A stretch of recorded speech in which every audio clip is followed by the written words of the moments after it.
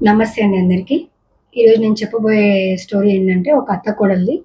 అత్త కోడలు ఎప్పుడు గొడవ పడుతుంటారనమాట. ఈ కోడలు ఏం చేస్తది, దీనికేదైనా పరిష్కారం జూసుకోవాలని జెప్పేసి ఒక స్వామీజీ దగ్గరికెళ్ళి, "స్వామీజీ, మా అత్త ఎప్పుడు జూసినా నాతోని కొట్లాడుతుంది. దానికేమన్నా పరిష్కారం చెప్తారా మీరు? ఏమైనా జేయగలుగుతారా?" అంటే, ఆయన ఇగ పాపం ఆమె కష్టాలలో వచ్చింది గదా అనేసి ఒక పౌడర్ ఇస్తాడు. ఆ పౌడర్ నువ్వు రోజు ఆమెకి చెప్తాడనమాట కోడలికి. "ఆ పౌడర్ నువ్వు రోజు అన్నంలో కలిపి పెట్టు. అన్నం భోజనంలో కలిపి పెట్టు. పెట్టినప్పుడు కొంచెం నవ్వుకుంటా, ప్రేమగా, ఆప్యాయతగా, మంచిగా మర్యాద చేసుకుంటూ పెట్టు. అట్లయితే నీ మందు పనిచేస్తదని" చెప్పి చెప్తాడనమాట. ఇంక ఆమె అట్లనే తీసుకుపోతది, పెడతది. ఒక నెల రోజులు పెడతది అట్లనే. మంచిగా నవ్వుకుంటా, ప్రేమగా వాళ్ళ అత్తమ్మకి భోజనంలో అది కలిపి పెడుతుంటది పౌడర్.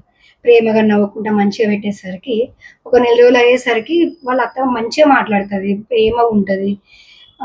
ఫస్ట్‌లాగా కొట్లాడదు. హ్యాపీగా మంచిగా నవ్వుకుంటా, మంచిగా కలిసిమెలిసి ఉంటారనమాట.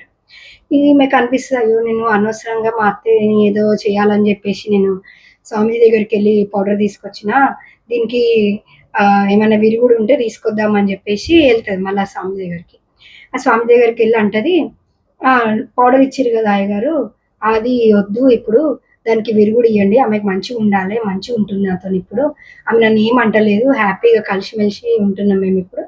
దానికేమన్నా చూడండంటే, స్వామీజీ జెప్తాడు, "నేను నీకు మంచిదే ఏం పౌడర్ ఇవ్వలేదమ్మా.